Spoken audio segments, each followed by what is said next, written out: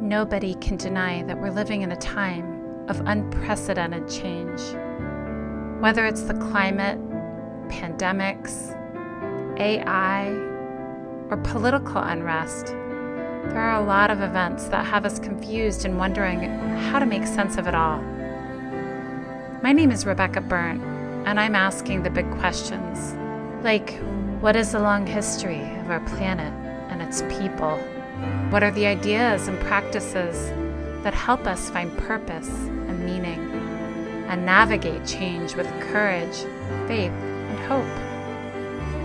This is The Unfolding, Faith Beyond Borders.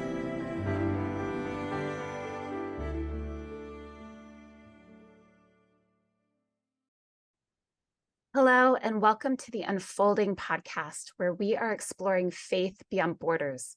I'm your host, Rebecca Byrne. Let me ask you, what would you do if you had an opportunity to attend a real-life Hogwarts? In 1972, Roberta Chromey said yes to such an invitation. Her quest for the real and the true took her to an old country mansion in the Cotswolds of England to study a mysterious system of spirituality and metaphysics developed by the Greco-Armenian mystic Gurdjieff, and often known as the Fourth Way or the Work.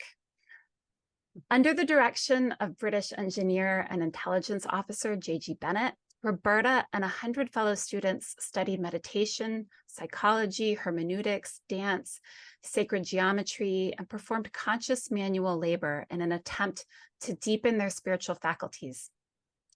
Bennett foresaw troubled times ahead as humans depleted the planet's resources, and he believed that our social, political, and economic institutions would ultimately fail. His aim was to develop the latent potential of human beings and inaugurate a new society in which people worked to free themselves from self-centeredness and fear in order to serve others and nature as a whole. After her year at Sherborne House in England, Roberta returned to the United States, and with fellow Sherborne graduates, she co-founded the Claymont Society for Continuous Education in Charlestown, West Virginia. For 50 years, Claymont has offered education, hosted retreats, and housed an intentional community dedicated to the teachings of Gurdjieff and Bennett.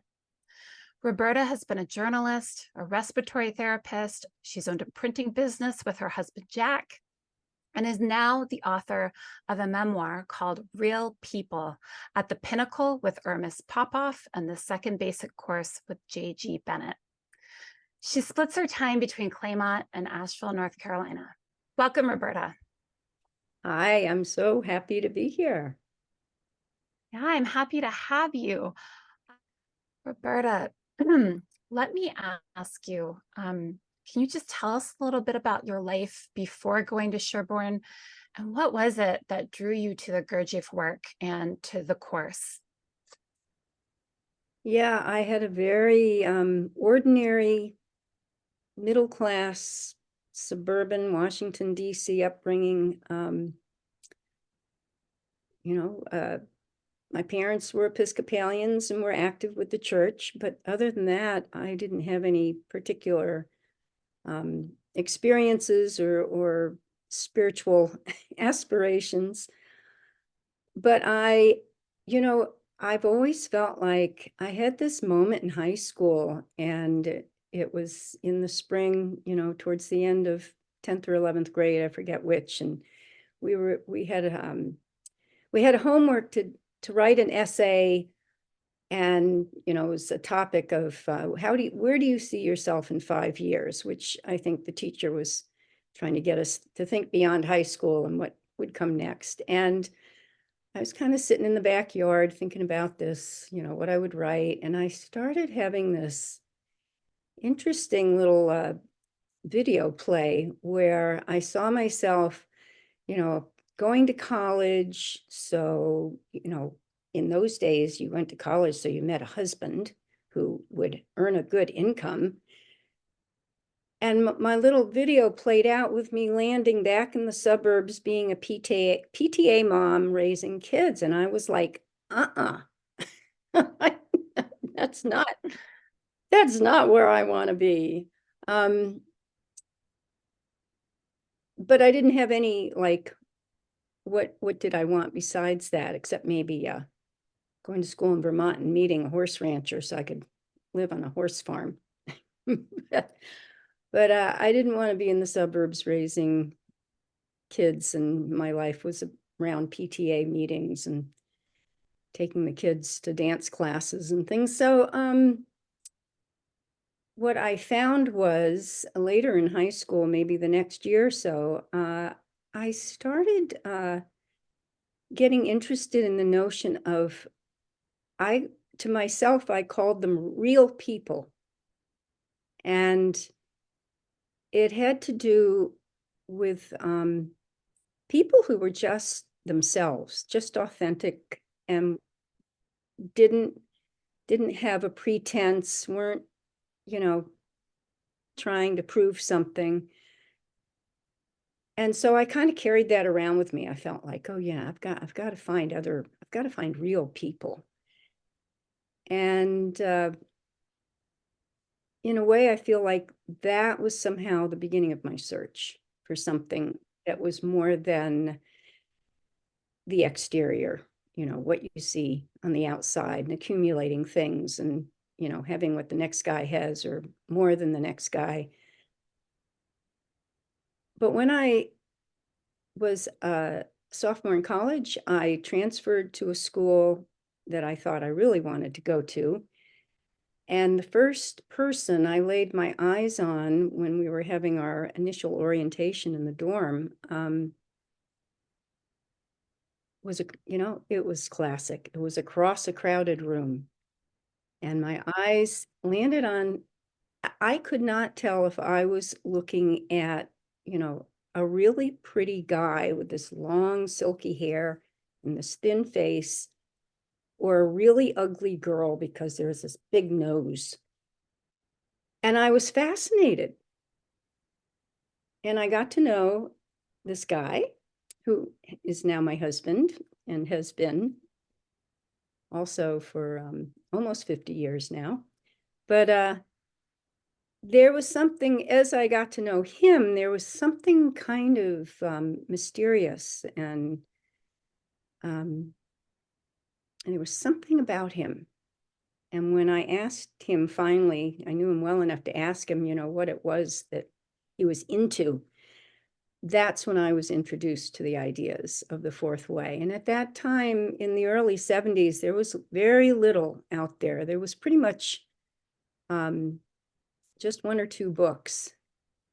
And I talk about those books in my book, Real People, and that whole trajectory of getting interested in the work. But there was something that just resonated with me as I read about these ideas. And it was like, oh, I've never put these into words, but yes, I think this too. I think, that there is this other dimension of ourselves that we need to discover. And so what happened next? How did you start to explore this more? Well, as it turned out, when I first was introduced to the first book, at that point, my husband, or husband-to-be, so my boyfriend at that point, Jack, did not know that there were still people alive that were actually connected with this man Gurdjieff, who these ideas had come from.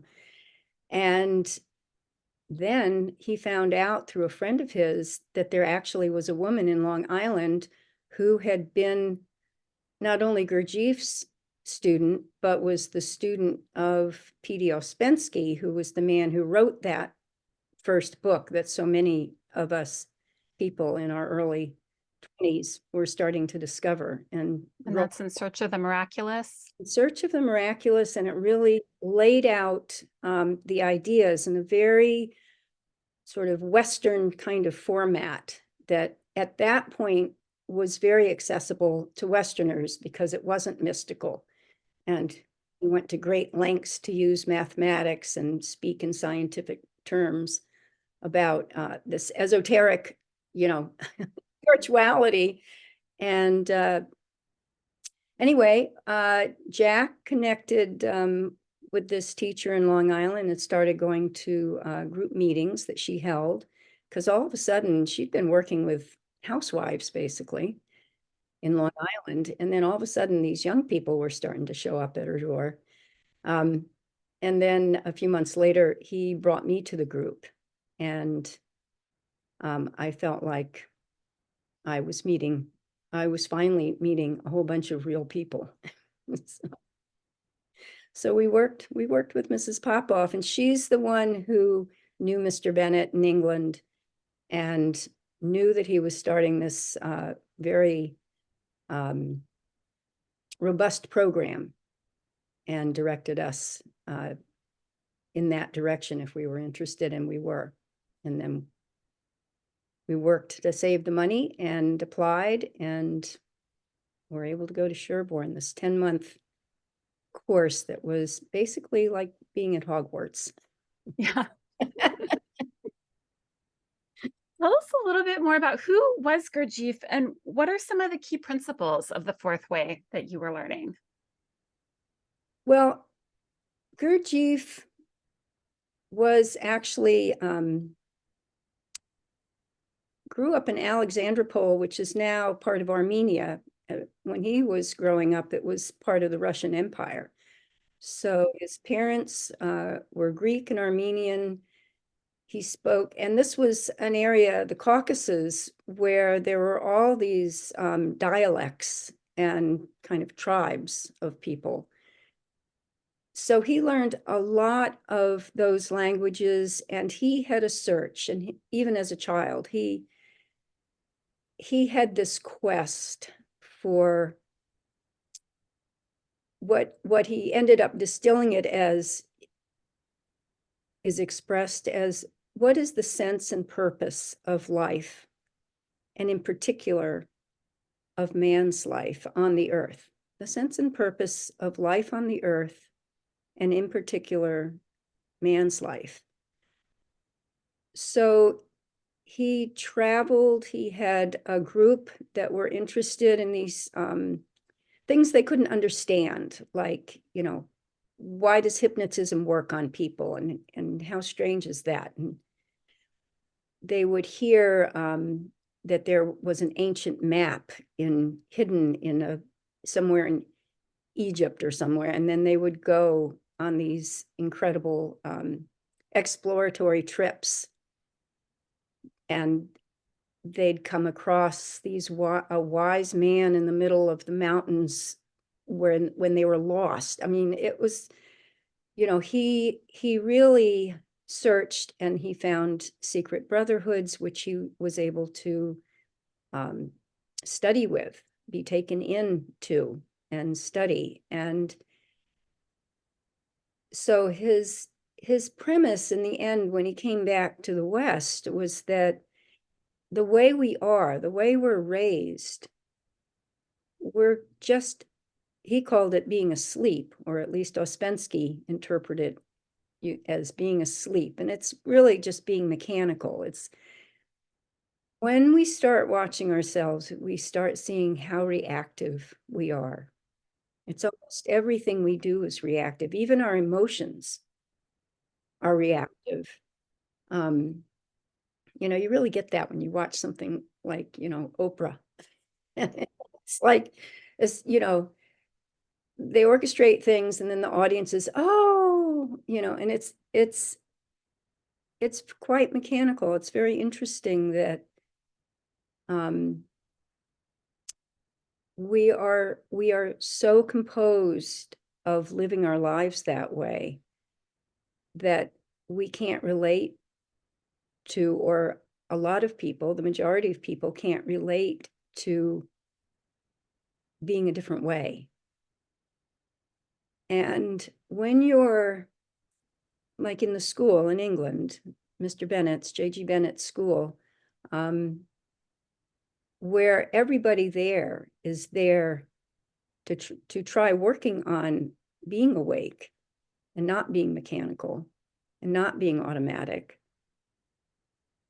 things can happen. What kinds of things? Well, it's interesting. Your state changes, and sometimes you don't, you know, there's very acute changes of state where you know your state has changed, and you experience things that might seem magical. But there's a more general change of state when you're working with people that are really trying to be in their bodies. Say you're doing physical work. If you're outside cutting wood, it's a big activity. So you're just doing hard physical labor. But if everybody is not chit-chatting, but they're working with a task, and the task might be, we did a lot of work with sensation. These days, people use the word somatic. Sensation is where you have an awareness of your body from the inside, not from the outside. So you're not looking at your body so that you know your foot is there, your hand is here. You're sensing it. So there's a sensation inside of you. So we can sit here right now, and while we're looking at the screen at each other, we can put our attention on our feet. So at first you can feel your shoes, you can feel the shoes you're wearing on your feet, on your skin. But with practice, you can go inside your skin, and you can just become aware of sensing the energy of the foot and the contact of the energy of the foot on the floor, which ultimately is on the ground. And it's not thinking about it. It's not picturing it is okay because it can help you sense. But you're not getting lost in picturing and then thinking about the picture. You're just putting your attention there. You keep coming back to your attention there. So when we would work outside, so let's say you're working with a two-man saw, and you have sensation in your arms and your hands, and probably in your legs because it's a whole body movement. And you have to be in rhythm with the person on the other side of the saw. And when you have your attention there and you're in your body, and the tool you're using becomes an extension of your body, and the person on the other side of the tool is part of the energetic of using the tool, that is where your energy goes. And you're absolutely in the present moment.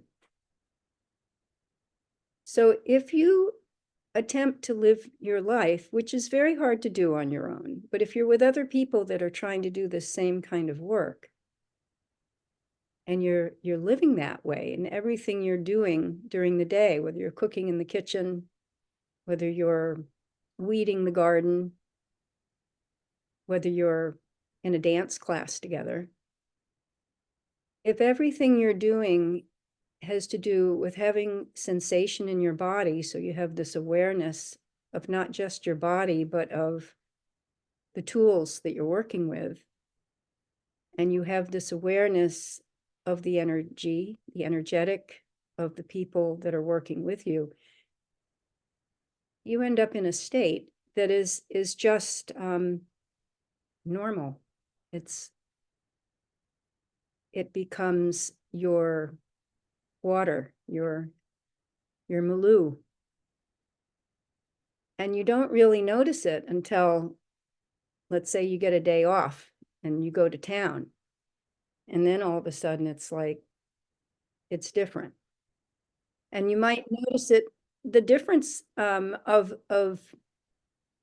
being on a bus going to a town, or being in a town and going in and out of shops, and people going past you and not paying any attention to you, or bumping into you because they're not paying attention.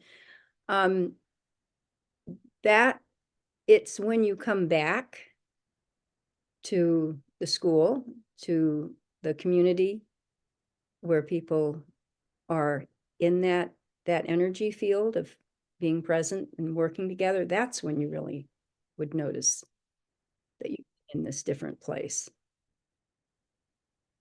Yeah, and it's interesting as you talk about some of that, a couple things come up for me. One is that when we talk about being mechanical and even our emotions being mechanical, there's a lot of even neuroscience research now that is showing how much our brains are constructing our emotional experiences. And it's often based on things that we kind of get programmed with in a way. And that it's possible to actually shift that in a very profound way. And I myself have had an experience on psychedelics of feeling as though my body, just kind of watching my body want, even just needing to go to the bathroom or wanting water, or, getting irritated because my hair is against my cheek or something. And feeling as though my body is like one of those animatronic, singing robots in Chuck E. Cheese, like that's just literally feeling this is what my body is, or this is what I am right now. That's the first step. You're reminding me. Yeah. That is absolutely the first step, because when one is beginning this work and becoming aware of the notion that there might be a difference, and then working towards that different, being different and not being mechanical. But it seems like the more aware you become, the more aware you become of how mechanical you are. Yeah. Yeah. And that's actually a huge step, because there are so many people out there that if you even tried to have this conversation, they're like, what are you talking about? Right. Get real. It's like, yeah. Because one of the words that can be used is identification. So we are so identified with how we are. That's why it's can be very difficult to even experience how you are. Yeah. Because there's nothing separated that can see it. Yeah. One of the things, now you were just talking about also this sensing, and really sensing from the inside of your body. And I think certainly I, and probably some other people listening to this podcast, will have had experiences in meditation where you can sense things, especially in something like Vipassana. You can sense things very deeply, and you can even start to sense your own energy field or aura outside of your body. You can sense your connections to other people and the things around you. What's really interesting to me about Mr. Gurdjieff's kind of system is that he seemed to focus a lot on sensing in not just in a sort of seated, isolated state, but also in the activities of life and in like collaboration with other people, and sensing that kind of larger movement of energy that's flowing through the system when people are doing something together. Yes. And Gurdjieff's work ultimately, and this was really, I think, a term that Ouspensky coined, called the fourth way. And it's called the fourth way because as Ouspensky laid it out, it's not the way of the fakir or the monk or the yogi. And all of those practices, you do take yourself away from the world, away from the public. The fourth way is referred to as the way of the man in the world, or the person in the world. And just like I was describing in the school, which was practicing, doing these daily chores, these seemingly mundane, workaday things, but doing them with presence, doing them with sensation in your body, with that awareness of the others there with you, so that when you do go home at the end of the day, at the end of the course, you might get a window where you can bring this with you. And it's not, it really isn't possible to just live this way in the world all the time, 24/7. But the more we have those moments, the more we work towards that, the more they are there. And what I found in my life, especially in moments of danger or fear, or importance, all of a sudden I find I am totally in my body sensing. I'm sensing myself. Especially if you're doing, just something simple like going up and down the basement steps with a load of laundry or something. Just anything like that, that if you're not paying attention, that's when an accident happens. And there I am. All of a sudden, something in me wakes up and my sensation is alive and it's working. If I'm out in public and something out of the ordinary that might be dangerous or something like that is happening on the street, and I have to take care of myself, then I would, you're there with yourself, being present. But also just moving through your ordinary day. And that's where the work comes in, to be intentional about bringing this into your life. I'm wondering if you could, there's a passage in your memoir where you really beautifully describe this kind of experience of being in a group, working with people and sensing and being really present in it. And I'm wondering if you would mind reading that for us. I will. The next morning, my assignment was to work with the construction crew, converting the old stable block into rooms. Finally, something other than cooking or cleaning. From Jack's experience, I knew I would be sanding and painting all day. It was hard work, and I was coming down with a cold.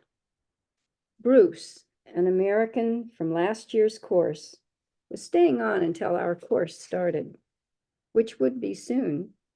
Until then, he was in charge of the stable block. When you're working, find your rhythm and relax into it. Not only find the particular motion of the job, but discover the rhythm of the tool you're working with. He had an open, intelligent face and a natural leadership quality. We always worked in silence, so when Bruce spoke, it resonated. I started to put more attention on the paintbrush, sensing my hand holding it. Here, Bobby Joe, like this. Bruce took his brush, dipped the bristles 3/4 of the way into the bucket, and smeared 2 long streaks of creamy white paint onto the bare drywall horizontally. Then, holding the brush at the base of the bristles between his thumb and 3 fingers, he spread thick paint out in long, smooth vertical lines. He followed again with horizontal strokes, filling in the square area, and finished the section with delicate strokes from top to bottom, so you could see the little bristle lines all going in the same direction before the paint dried. I relaxed into the dip and spread, back and forth, up and down. My chosen brush fit my hand as I worked the paint, my arm and shoulder opening to the motion. Okay, I can do this. It's no longer a chore, it's an art. The rest of the crew already knew this. We all worked together, paying attention to the paint, the brush, the wall in front of us. A warmth filled the quiet we shared, creating connectedness, a sense of community. I'd worn my battered bell-bottoms, green and black checkered wool-rich shirt, and the babushka Mrs. Popoff had given me. The old scarf kept my long hair covered and back out of the way. It was chilly and dusty in the open stable block. I sneezed again. Shoo! The pace picked up. Completing the room was within reach. Energy infused the cold air as if it were breath. I didn't even know their names, yet we were connecting on some deep, nonverbal level, responding to the acuity of our heightened awareness. I was again experiencing a change of state, like tripping on peyote, only more lucid. It amazed me that I heard about Sherborne and gotten myself here. How could I be so lucky? Thank you. Yeah, I think there's something really profound and also kind of necessary about, or it feels like it speaks to something that would serve us well to understand, which is that we can have these very profound, deep experiences in the mundane. It doesn't necessarily have to be going off to a mountaintop somewhere, but that it can be experienced in the daily routine of ordinary life. It almost needs to be. Yeah. Yeah. You can spend all that energy getting to the mountaintop, and then you're going to be just like you are down at the foot of the mountain up there. Yeah. And let me ask you, in the book, you describe, when you talk about these changes of state that start to occur, some experiences that are quite magical, but also they can be, troubling in some ways. Can you tell us a little bit more about what some of that was like for you? Yes. As we got deeper into the course, and as this the analogy of a fishbowl keeps coming up. It's like, the fish don't know they're swimming around in water, because that's where they live and breathe. That's normal for them. So the course kind of became like that. There was this rarefied atmosphere, which became normal. But then over and above that, experiences would happen to people, and you could be in quite an extraordinary different state.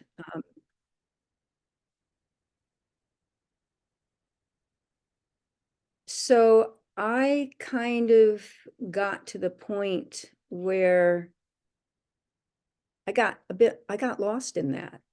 I had decided in my head myself that this thing about being real meant anything but this ordinary, everyday kind of person that I was, and that I had to get rid of that person and move away from that person into this, more and more and more rarefied in these states, these magical states that I would find myself in through this work, nothing to do with drugs. And it got to the point where I really wasn't able to function, even within the course itself, which still carried on. You know, every day we were assigned either classes to attend. We were all in groups. So each group, there were 3 groups, about 30 people in each group. And one group each day would be in charge of all the household tasks. So all the cleaning of the school, all the cooking at the school. If there were, you know, things to fix. And the other 2 groups had classes which involved philosophy and psychology and dance, and but also practical work. So these things were going on. But I had gotten myself into a place where I couldn't function at all.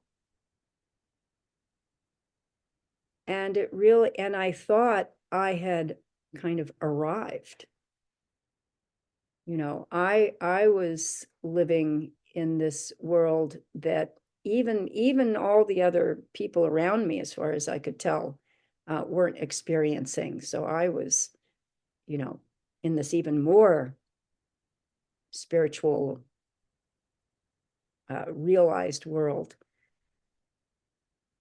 And I mean, it got to the point where I couldn't even dress myself. So luckily, I didn't get stuck in that place. And I do write about in the book, we had a visiting Jungian psychoanalyst who was a friend of Mr. Bennett's. And she was visiting the school and holding some classes of her own, art classes. And she really helped me. She helped me see that it wasn't a matter of living completely in this rarefied world, because I could talk to her. I felt like she understood. But what she said, which was key for me, was that what we're really after, all of us, is to build a bridge between these 2 worlds. It's not that you want to live your whole life in one at the foot of the mountain or at the top of the mountain. You want to be aware that they're there, both these worlds are there, and you have access to both of them. You can go back and forth. But in the end, you really do need your personality to function in this world. And honestly, I'm kind of jumping streams a little bit here to right now, what's happening in me. Yeah. I've been carrying this question for quite a while, which is in our work, in the Gurdjieff work, there's a lot of work with I am. And I'm, you know, I've been working with I am as an exercise per se. There's different ways of working with that for 50 years. But it's only last couple of years I started asking myself, so what is it? What does this mean? What is I am? And I'm coming into a relationship more and more that it has to do with pulling something from this other world into you. And that has to do with the I. But the M is here we are. We're living in this physical world. And we can only manifest through our bodies in this physical world. And the M has to do with what we're doing with that.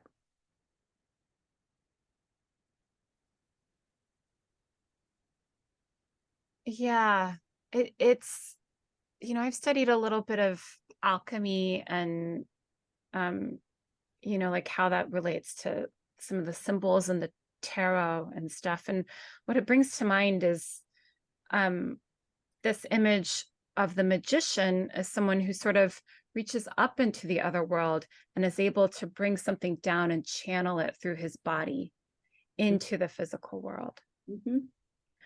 And that, I think it's so important right now that we need people that are learning to do that. Mm-hmm. Yeah. And it's not just, it's not just the big efforts, the stopping war or, stopping hunger. It's also right here, right now. It's how do you relate, how does this happen to you with your parents? How does this happen to you with your children? How does this happen through you with your significant other? How does this happen through you, with your neighbor or your friend or the person, on the street? Yeah. Well, and I think in some ways, I've spent a lot of time in activist communities, and I think in some ways uh, we can't really address the big things if we're not starting with the small, because otherwise maybe you stop a war here, but then it just pops up somewhere else. We recreate these dynamics over and over again. And one thing that I've really started to do is, instead of looking at the world around me and just saying, oh my God, this horrible thing is happening, I have to do something about it, say, you know what would I even do about that? Like, if I can start to look at how am I seeing that dynamic playing out in my own life right here and now, can I maybe start to work on that? Yeah. Yeah. And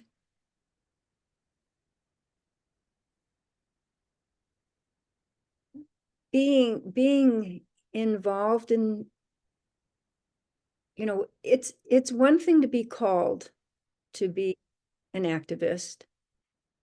But it can also become another form of identification and sleep.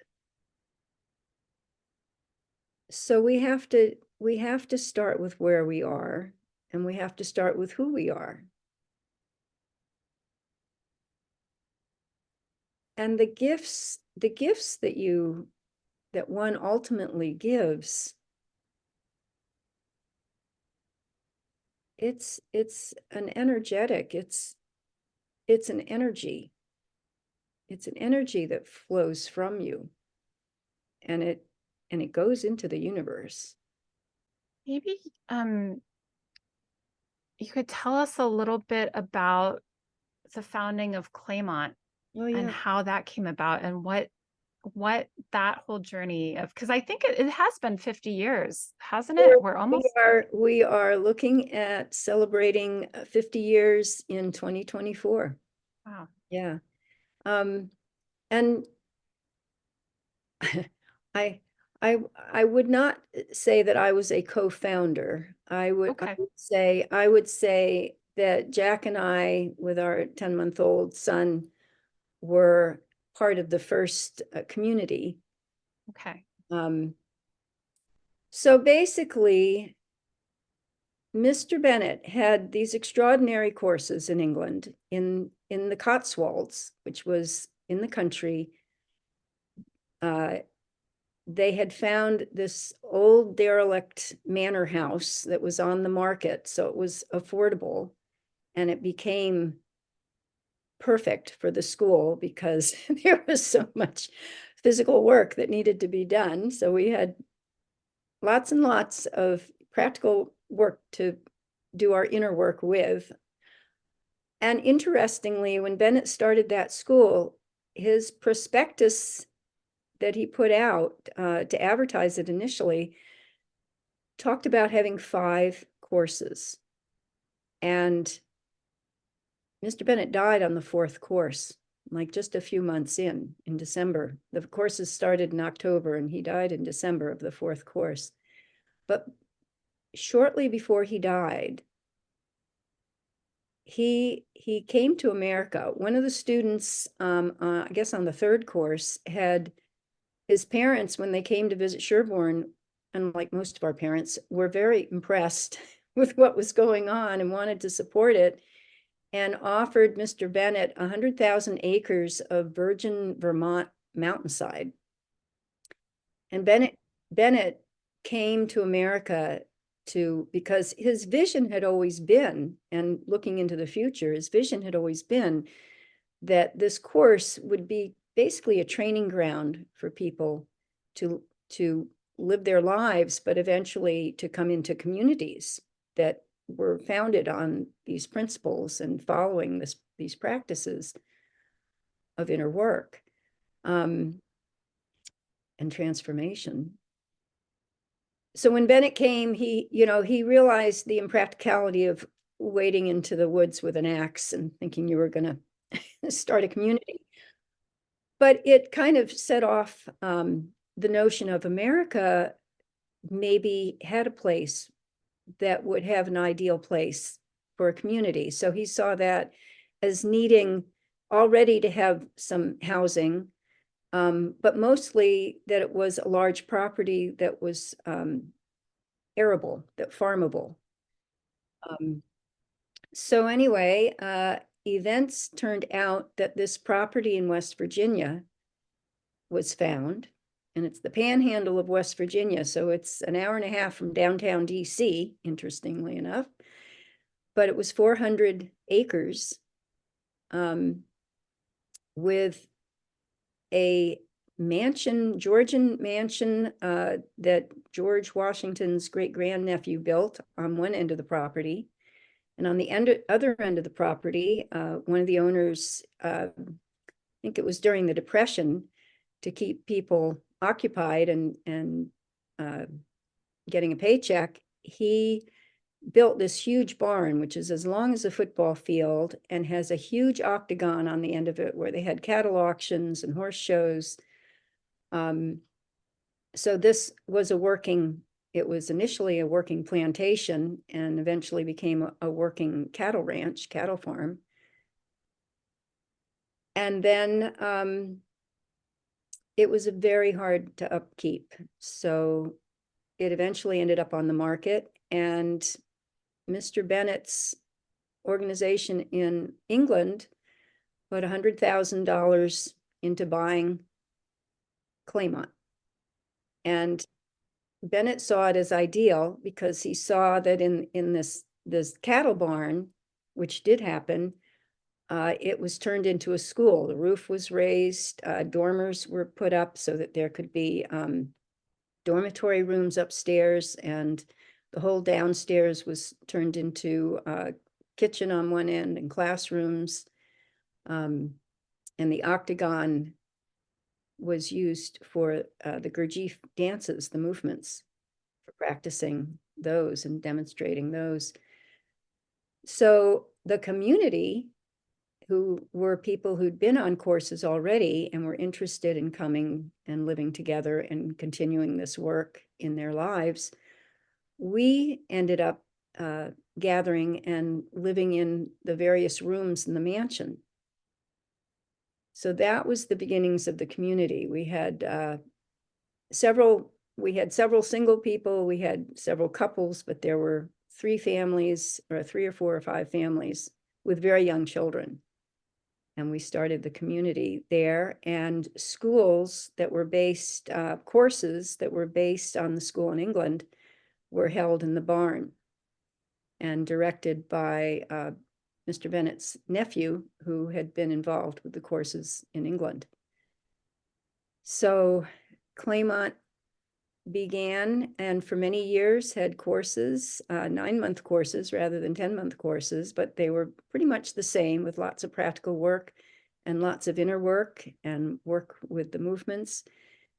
And so those of us who had been on courses, some were asked to help with the Claymont courses, so became teachers of this or that and were involved in the courses. But the rest of us were raising our children and trying to live together as a community at Claymont. So 50 years is a very long time.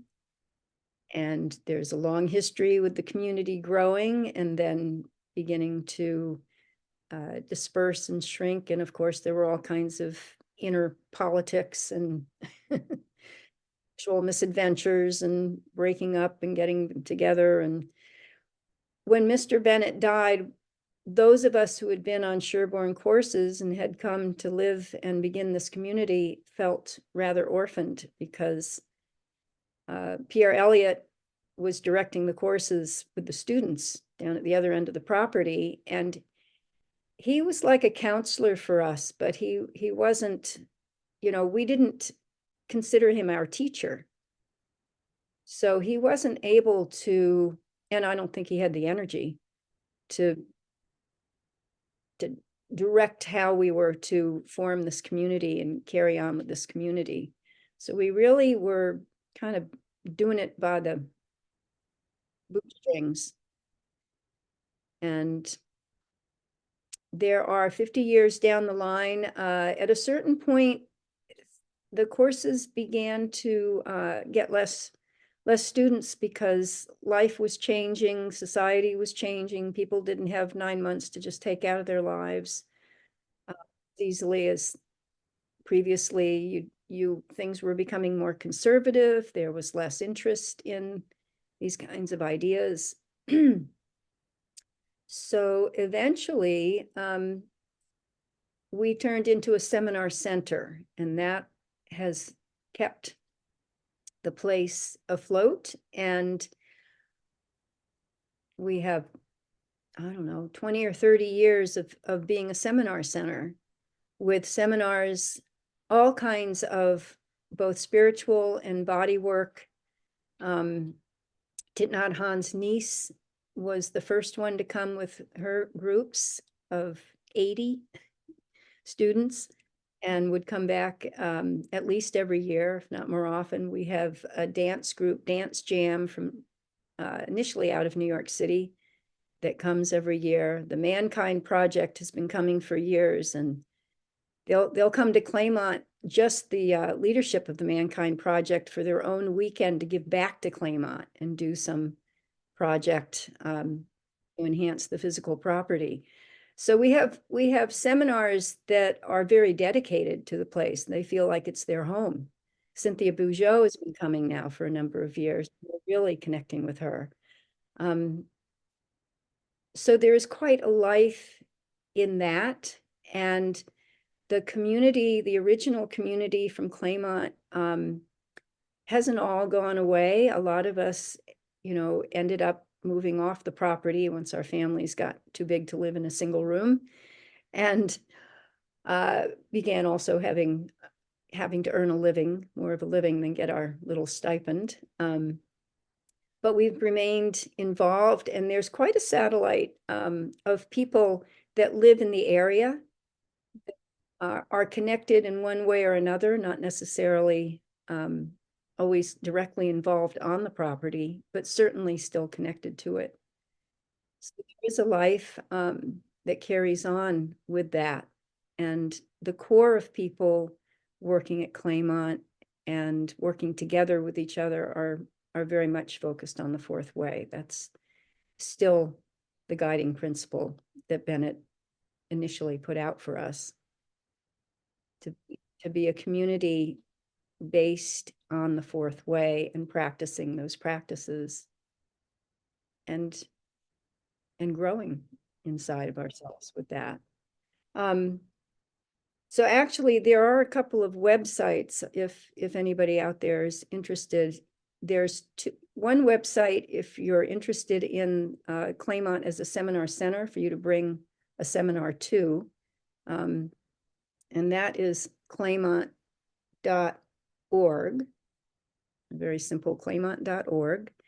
And if you're interested in the inner work aspect of Claymont and our own internal work events that we do for the Gurdjieff work, plus other news and events about the property and the community, that's society.claymont.org.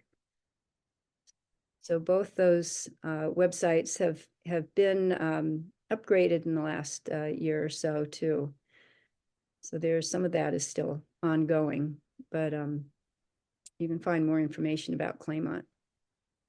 Do you have a sense that there might be some time where there would be an interest in these longer courses again, or that might be something that would start up again? Well, interestingly, we just had a 3-month hybrid course. The first one the first one ever, because the notion of doing something online had not come up before. So we had 19 participants, one from Estonia, several from the West Coast, Midwest, and then up and down the East Coast. And we had 10 of us composed the staff, and it was a leaderless staff. So none of the 10 of us were in charge. So it was and it worked. There had to be something that we were all connected to outside of ourselves that was allowing this to happen. And it did happen. We each took on roles to play as the staff of this course. The first week of the course was 7 days, everybody, staff and students, and we actually had a couple people, Mr. Bennett, one of Mr. Bennett's sons, George Bennett, was there for that first week in person at the barn. We all lived together, worked together, did our inner work together, shared what was happening with our inner work together.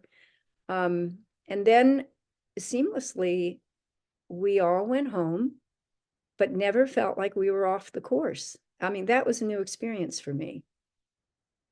And I think we gave ourselves a travel day for those that were traveling. And then we started at 7:15 or 7:30 in the morning was morning exercise, which is what we call our morning guided meditation. And everybody showed up. And that we had between 3 and 4 almost Zoom events each day, almost 7 days a week. And that went on for 10 weeks. So each week we had an inner theme to work with. Each day we had an inner task to work with. We had special presenters some of the evenings. Lee Van Leer from the Gurdjieff Foundation, Tony Blake, who's written a lot of books and was he's the oldest person alive who worked with Mr. Bennett. Real interesting guy, incredible intellect. And then we came together again the last week in November, full week in person again. And all of this was possible with a website, not just Zoom meetings, but we had a website where we could post things, and we'd recorded the talks that were given, some of the discussions we had. So it was a very active, ongoing 3 months, and we all felt quite a container. We built quite a container, both in person and online with each other. Hmm. That's very cool. Are you going to be offering this again? Well, we're waiting. We're waiting for the download. Okay, yeah, I get that. Yeah, right now we're just letting this holiday period be a period of processing. But I will say, interestingly, that so the website, we had an ongoing meeting room that was part of the website where we had all our Zoom meetings. And basically people could go there anytime, each other. And without anything ever being said, this wasn't set up. But after the whole thing was over and we told everybody, you know, the staff isn't even going to get back together to talk about how it went for a few weeks. This was at the middle of November. So nothing was set up, nothing was said. But I don't know whether it was several days or a week, the next week after, something in me, I was sitting down to do my morning exercise and something in me said, well, why don't you just check the meeting room? I went to the meeting room and there were two other women there sitting. 45 minutes, we sat together, not a word was ever spoken. And that has been ongoing. And this morning, I think there were 6 of us. Seven. So very interesting. But it's not a thing. It's not planned. It's not, you know, it's just what's happening. Yeah. Well, thank you for sharing all of this. We're going to continue the conversation in the subscriber portion of the show. We're going to talk a little bit more about some of Gurdjieff's principles, especially third force, which is a concept that's been very helpful for me in thinking about some of like the intense polarization and things like that that we're experiencing in the world right now. And so we're going to talk about how some of these practices and concepts can help us really navigate and respond to a lot of the things that we're seeing happen. But before we do that, can you just tell us where people can find you and your book? Yes. Realpeoplenow.com. Okay. I have a little website, but I also, that is where my blog button is. And I try to post a blog either once a week or every 2 weeks. And so there's quite a catalog of blogs there, and it's all fourth way oriented. And it's what's happening for me at the moment when I start writing. Yeah. Well, thank you. And if you're interested in subscribing and listening to the rest of the show, or want to check out some of the other subscriber content, you can go to rebeccaburnt.substack.com.